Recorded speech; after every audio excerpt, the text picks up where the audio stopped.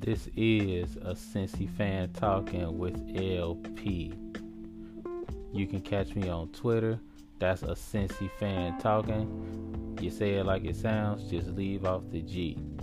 If you have ideas for the show, you can reach me at Cincy_fan talk at yahoo.com. If you have any suggestions for the show, make sure you leave them there. Who knows, you might find yourself as part of the show.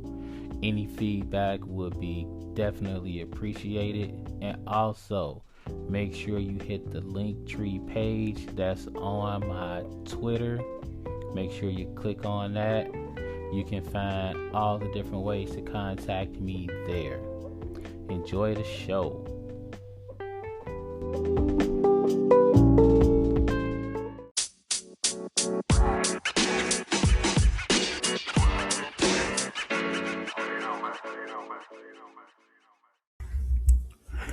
Yo, yo, yo, what is good? What's good? What's good? What's going on, everybody? Welcome to another episode of A Cincy Fan Talking with LP. And of course, this is yours truly, LP. Welcome back to the pod. Appreciate you coming back and sticking with us for, I don't know, what is this, half an hour, 45 minutes, however long this happens to be. Appreciate you setting aside a little bit of time for yours truly. It's been a little bit, just kind of taking care of a few odds and ends. Excited about some things we got cooking. Can't really drop what's about to happen in the coming months or so, but really excited about some things we got cooking up. So please stay tuned for those really good things. We got some collabs coming up, so really excited about what's going on with the pod, looking to expand a little bit. So just be on the lookout for it. Been gone for a little bit, but we back at it. So, hey, happy to be here. Happy to be safe. Hope everybody been staying safe. Hope y'all been catching what sports are out here. Hope y'all been on reading books. Um, making sure y'all checking up on Black History Month, because I know it's March, but hey, it's still Black History Month out here. So hope y'all, expanding your minds and everything, doing what you got to do, and hope y'all ready for the pod. So we're going to go ahead and jump into it. We got a little bit of Bengals talk. Um, got a little bit of hoops talk, a little bit of that. I'm going to talk a little bit of Snowfall. Got to say, I was a tad disappointed about Snowfall. A little bit disappointed in it. Not about the overall, not about the overall how it went down. Well, I guess I was disappointed how it went down, but as far as how Snowfall is, not disappointed about that. But we'll get into all of that. So first, let's get into a little bit of the Bengals. I know it's March. I know the Reds are about to. I know they're in spring training and everything, but this should be a long Red season. Gotta say, I won't say I'm not optimistic about the Reds. I feel like the Reds, if things break right, I feel like they can be okay. But I feel like it doesn't feel like last year for the Reds. For the Reds, it's kind of like they didn't appease the fan base like they did last year.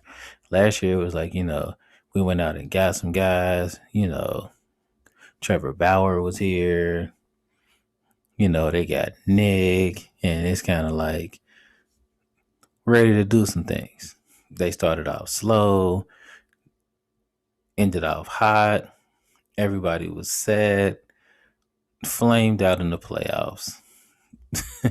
I don't know. And it was like they let some people go. Now what? So I'm kind of building back up on the Reds. But as far as the Bengals, we got Joe. So hope springs eternal. You know what I mean? Because because Joe's here. So now it's like you build around Joe. And the fan base felt like they built around Joe. We felt like they did, but then when you looked at that offensive line, you knew that they didn't. And everybody was hoping that they could do it with smoke and mirrors. And then you looked up, and that line was just as trash as it was with Andy Dalton. You're not getting it done like that. So I'm in the doctor's office the other day. By the way, fellas, frequent doctor's office visits, like yearly checkups. We got to be on that. You know, the wife stays on me. I got to stay on myself. It, we got to do that. We got to make sure we're around. So, I figure I make that plug, especially for all of us. I can't just limit that to my bros. Like that's all of us, black, white, Hispanic, all of us fellas. We gotta make sure we're making those doctor's visits. So I'm in the doctor's office and I'm talking to my doctor, and we're both Bengals fans. And we're talking about what the Bengals should do. We're both like O line, O line. And we kind of come up with the epiphany at about the same time, like, and I can't take full credit for this. Like me and the doctor at about the same time. We're like, what if the Bengals decide to go like, okay, we're gonna get an O lineman, Joe Thuney, for instance. You get him in free agency, right? Then you turn around and pick up an offensive lineman with your first round draft pick. Would that be crazy? Is that a waste of a draft pick? Is it affordable? Does it make sense? To me personally, I say it makes perfect sense because what do you need more than anything? What is the weakest part of your team? Without a doubt, it's offensive line. So, what you could do is pick up a great free agent offensive line and then a great free agent offensive lineman and then say, okay, great, we're set there. So, let's get a wide receiver or a linebacker or whatever. Or you can reverse it and say, okay, we're going to go ahead and fill some other needs in free agency. And then let's go ahead and get a great offensive lineman in the first round of the draft. Or you can build a great offensive line through the draft and free agency. You could do both. You could set the offensive line completely right now. You really could do that. I guess the question for me is that possible monetarily? Could you do that through the draft and free agency and be able to pay, I don't know, Carl Lawson, William Jackson? Like, is that possible? I don't really know the answer to that question. If I had to guess, probably not. It's probably not feasible to get that done. But if it was, I would feel like that's the move. It's the perfect way to set your team up for success. Because if you really think about it, and a lot of people don't really want to, I won't say they don't want to admit this, but you're set at running back. You have great wide receivers. Like you're pretty good at wide receiver. I mean, it's the NFL. You can always get another wide receiver. You can always get another backup running back. I mean, you could always get those. But you could never be at a loss for offensive linemen. Like You could never have a surplus for offensive linemen. Like, it's not possible. If you have six great offensive linemen and you have a need to get a seventh one, are you going to pass that up? Never. Because what happens is offensive linemen get hurt all of the time on a regular basis. And you're going to have to be able to rotate them in and out. So, I mean, I remember the Bengals drafting Cedric Away and drafting another, what was it, Jake Fisher? Drafting them both back to back. So it's not out the realm of possibility. I mean, this stuff does happen. I mean, I know the Bengals, I know they value offensive linemen. They've done this before. Now, do they pan out? I mean, sometimes they do, sometimes they don't. And I'm not going to hold that against the Bengals per se. I mean, not really. That happens to everybody. I mean, every team has folks that flame out. I mean, you're lucky if you can get half of your draft picks to stick. I mean, you are. And then you're called like, a genius team.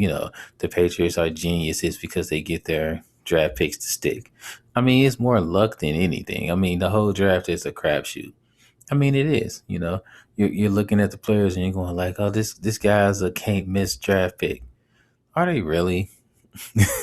Is anybody a can't miss draft pick? I mean, they're definitely not. They have to be in the right situation.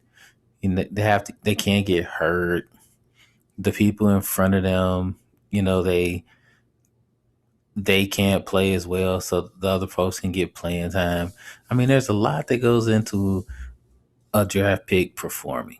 There's so much. So as far as the Bengals being able to get an offensive lineman to perform, I feel like they're gonna get the playing time.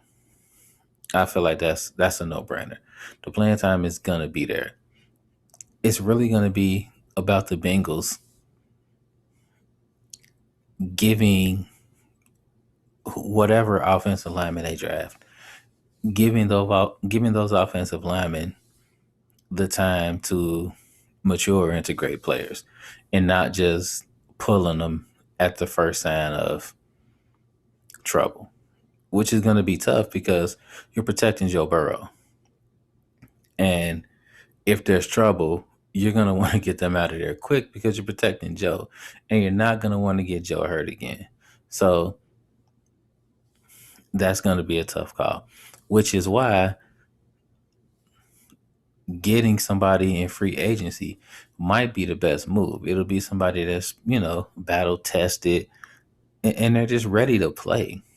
There's somebody, they're going to be really good at what they do, and you're going to be paying them top dollar. So they're going to want to prove themselves. So getting both would not be a bad strategy, I say, if you can afford it. I'm not a capologist, so it's very easy for me to spend other people's money up here. Me on my little podcast saying, "Hey, do this. Hey, do that." It's not my money. So, and I do realize that. So I'm just spitting a hypothesis, basically. If it's affordable, easily, but if it's not affordable, then that's definitely not something you should do. And if it's not affordable, my plan of attack will be first free agency. And if free agency doesn't work, then after that, the draft. That's how I would do it. But at some point, by hook or by crook, at some point, you have to address the offensive line. And I feel like the entire league understands that as far as the Bengals. Everybody in the league understands that the Cincinnati Bengals cannot have the exact same line that they ended the year with at the start of the year. If they do, no matter what, no matter who they draft, it would be considered a failure in the offseason. I mean, to me, if there are no upgrades in the offensive line, then the offseason was a failure. If you're gonna put Joe Burrow behind the same offensive line, what was the point of the offseason? Like, what were you doing? It would be about the same as you getting a brand new car and you having bad tires and you know the tires are bad, so you fix up the entire car and you leave the same tires on. What was the point? The car is going to break down anyway. You're going to get a flat. The car's not going anywhere. That would be what would happen if you have the exact same offensive line in the 2021 season. And I don't see the Bengals doing that. I mean, hopefully not. I can't see it happening. So, um, here's to an upgraded offensive line, and I'm seeing. Well, we'll talk about the season projection in another episode because there's still some things that we got to shake out. I mean, I don't really want to project and we don't know what the roster looks like. I mean, I hear a lot of podcasters doing that, and I'm like, we don't even know who's on the roster yet. Like, and that makes no sense. Like, are they playing 16 or 17 games? You don't even know. Like, how are you projecting wins? That's kind of silly. So let's get a schedule first before we do all of that. So that's kind of weird. Um, on another front, this happened a little bit ago, but this has kind of been irking me because it's something that I see in my line of work as a teacher all of the time. That video with Cam Newton that kind of circulated a lot, where he was at his camp running a 7-on-7 or something like that, and you got the kid talking to him, saying that he's going to be a free agent, just yelling at him and heckling him and stuff like that. That kind of struck a chord with me. One, because of the way Cam Newton handled it, which is exactly the way a veteran teacher would handle it. Where's your pops? Where's your dad? And then following it up by, later on in another video, calmly talking to him like, look, no, this is what you need to do. Like talking to him, real man to man type, like, and the boy wasn't really trying to hear it, per sadly per usual. Like that's kind of how it goes. It struck a chord with me because I'm on Twitter and I'm reading the comments, and it was like 60-40. It was like 40% people bigging up Cam Newton, like, he handled it well, but it was 60% like, he gets paid to deal with that, and he needs to be tougher than that, and he shouldn't have been talking to the kid at all. And I'm just reading the comments like there was very little about how the kid was wrong. Like there was very little about how this kid shouldn't have said anything at all. Like, he's at a camp that Cam Newton put out. Like, he's there because of Cam Newton. And he still felt the need to yell the stuff that he yelled. And there were very few people that were on the kid's case.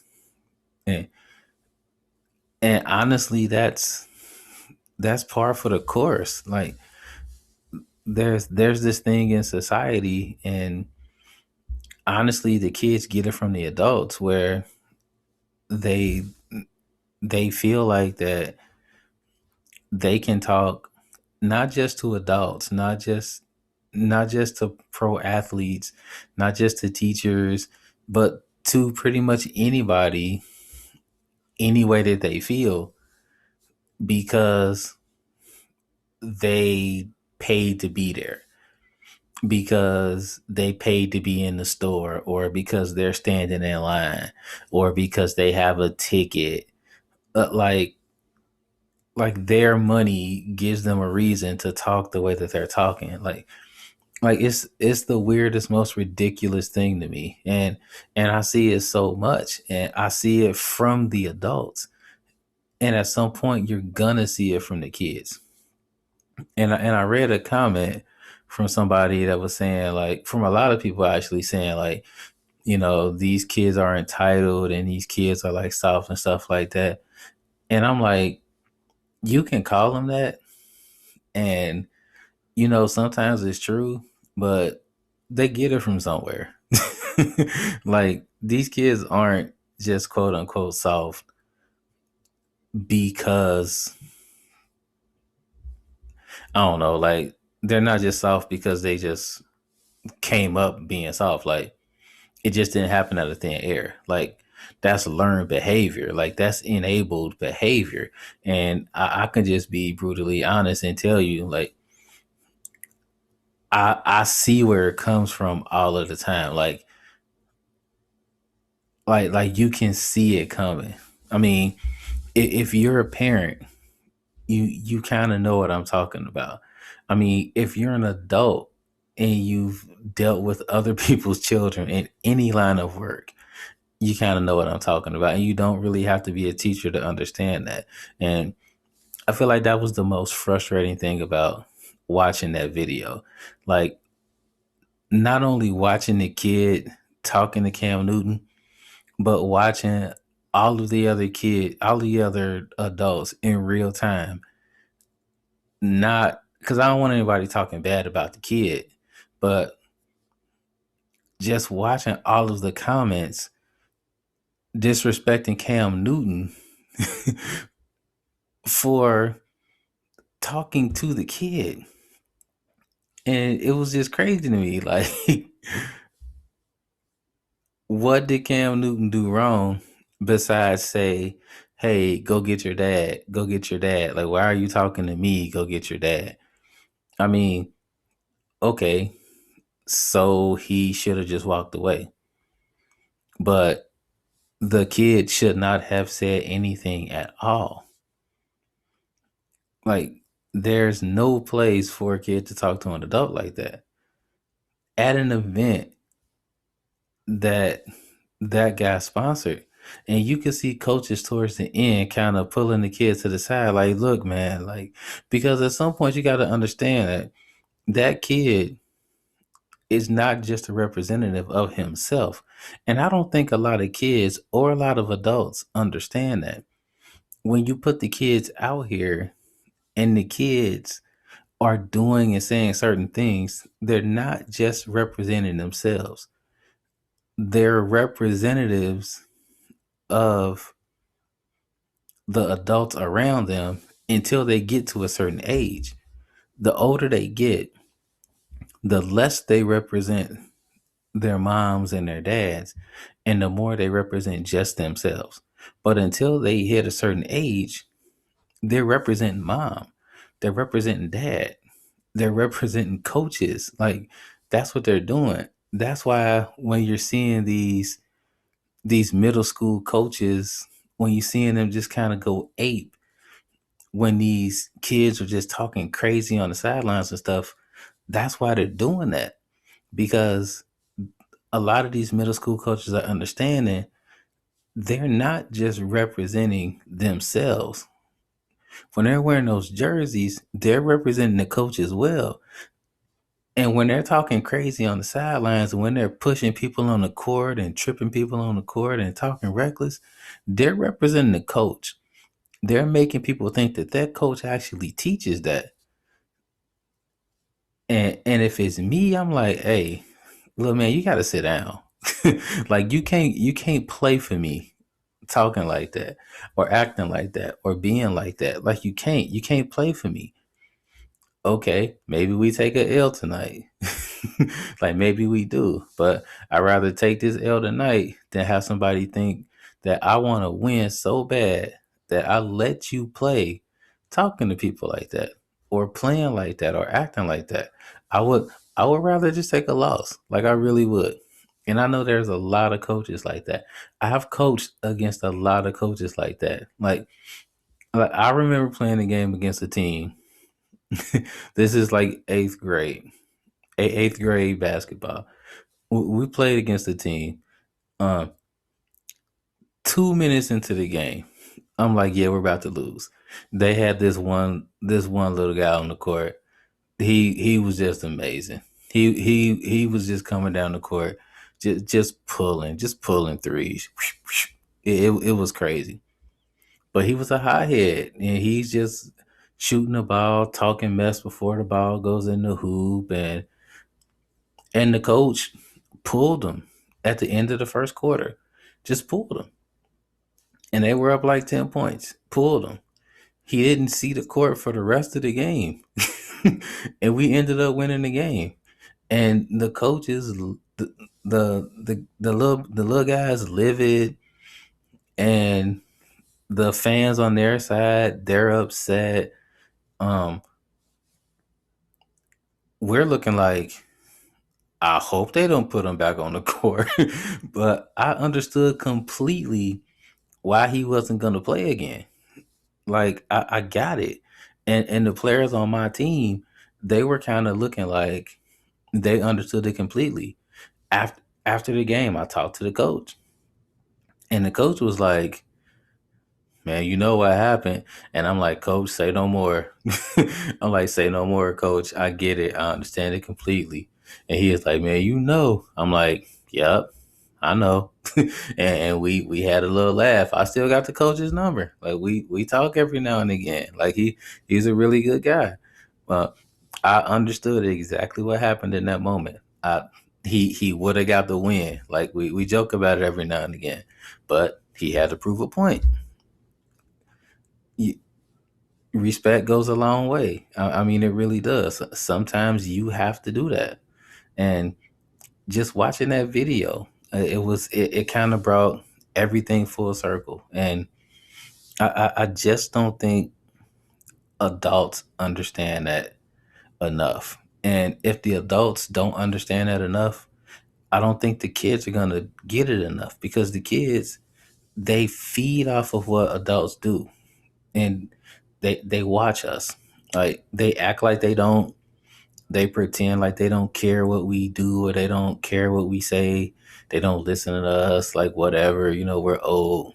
They're watching everything. Like, they're emulating everything. They're little tape recorders. Like, they really are.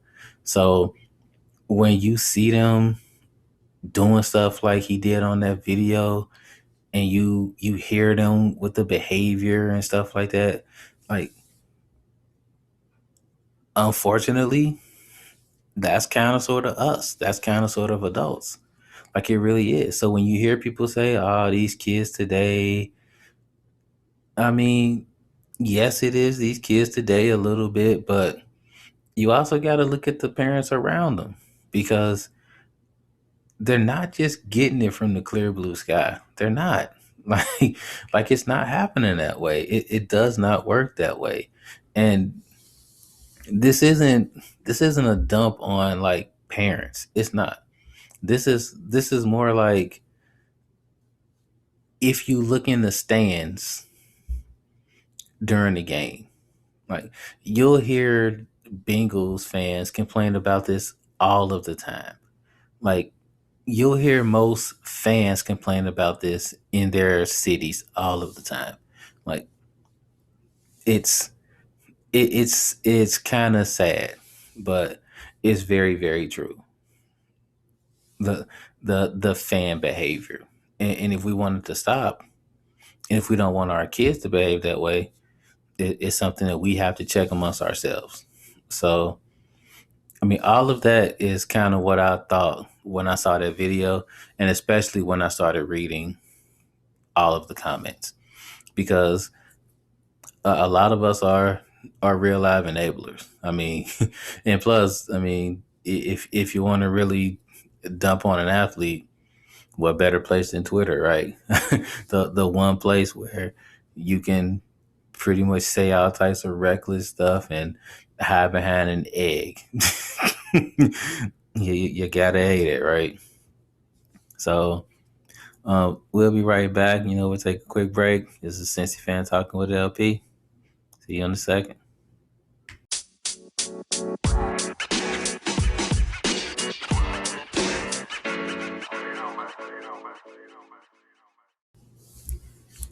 Yo, yo, yo, we back, we back. You got a Cincy fan talking with LP. And of course, this is LP. Welcome back, welcome back. And it finally dropped. Last Wednesday, it finally dropped.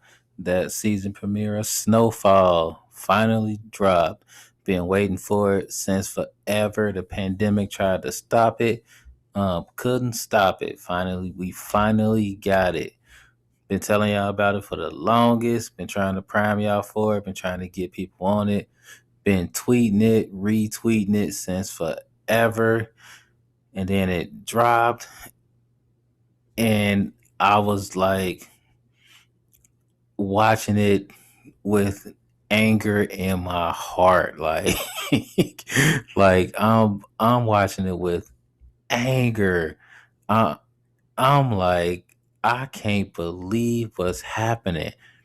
I'm like, if I had hair, I'd be pulling it out. Like, since I keep the low fade, I'm like, I don't really have hair to pull out, right?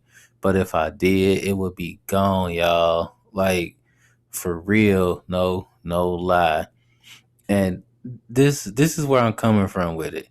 Like, you gotta understand. Like, John Singleton created a masterpiece, first off, no doubt. R.I.P. to John Singleton. So when I say this, I'm talking about really not really subtle nuances. I'm kind of talking about how the season's playing so far. Um, this show is 10 out of 10. All right, like definitely watch it. You will love it. What I'm talking about is strictly plot.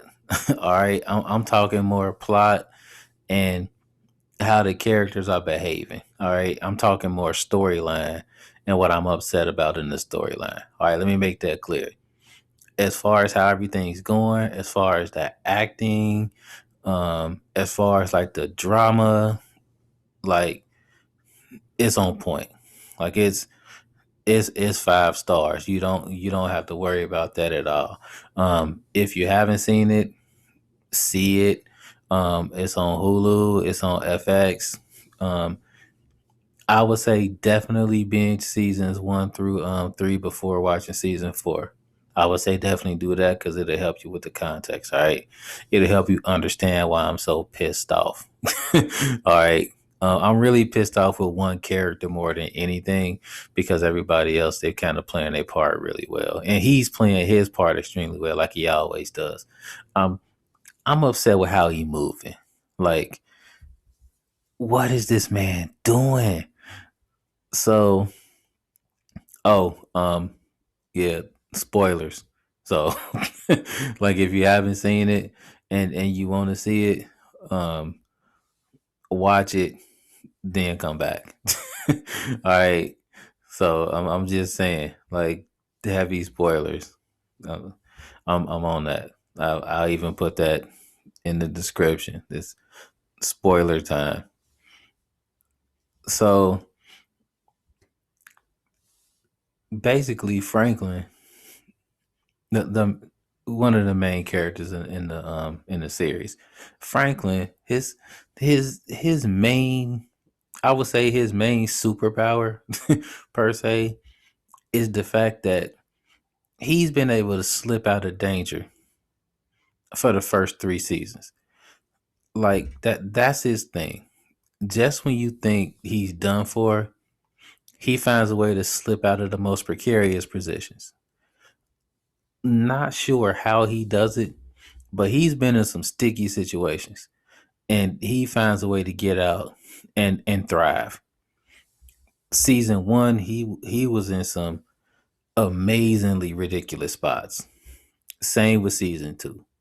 Season 3, this man got shot twice in the back. I mean, he's a little worse for the wear now, but he's back and he's still running things. So his shiftiness is amazing. But he did some really stupid stuff in season 1. And you can attribute that to the fact that he just had no clue what he was doing. Like he was just kind of starting off in the whole game and he just did dumb stuff. He had no clue what to do. So he got robbed. I mean, it's kind of part of the game. He got robbed. He had to learn from that. And the stuff that he's doing in season 4, I haven't seen him do anything as dumb or as pointless as this since season 1. Like, I just haven't seen it. I'm looking at the TV screen and I'm like, why are you doing what you're doing?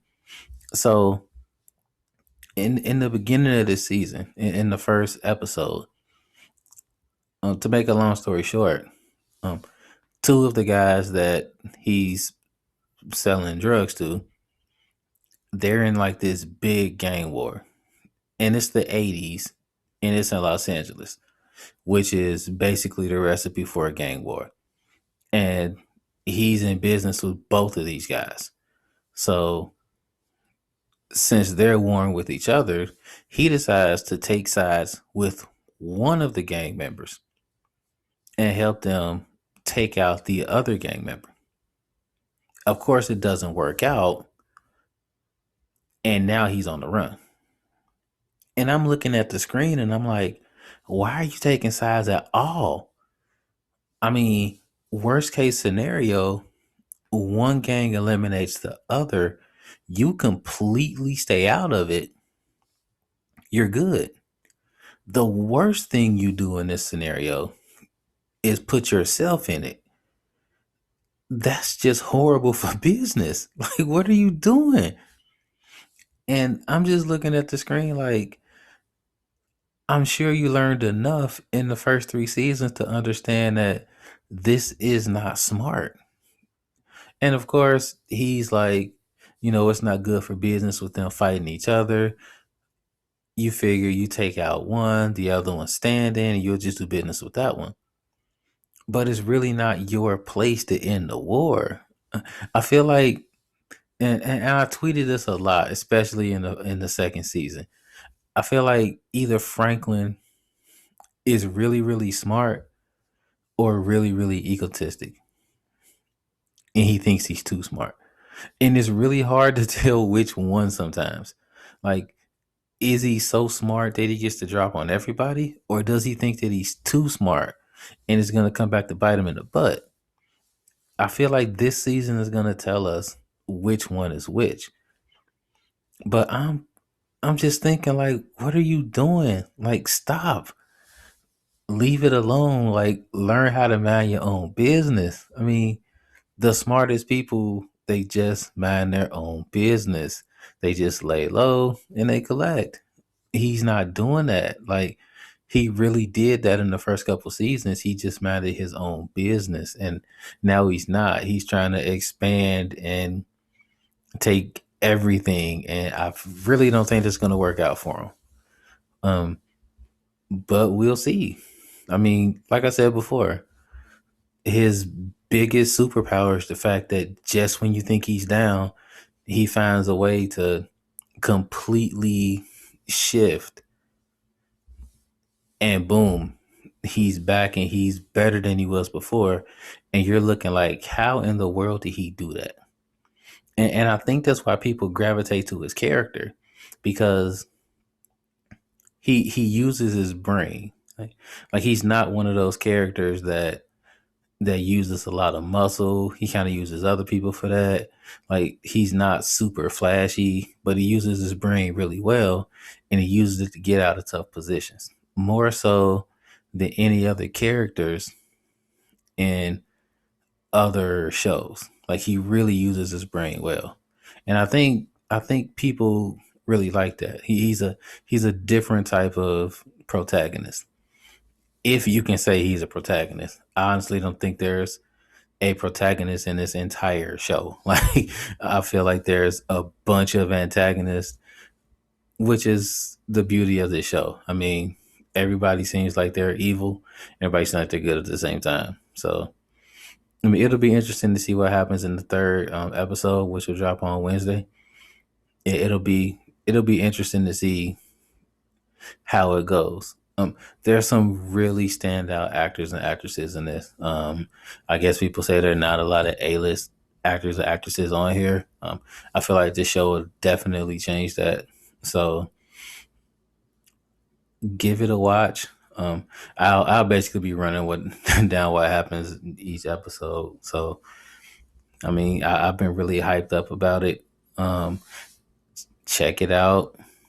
That's on Wednesdays. I'll be tweeting about it. Um, check me out on Twitter. If you don't want spoilers, definitely don't check me out on Twitter. Use the mute button heavily. That might be the best bet. And on that note, we're gonna go ahead and sign off. We're gonna go ahead and do this every Tuesday. So make sure you subscribe. Check us out. And as always, life is good. Be easy. Check it out next week. Have a great one. Peace out.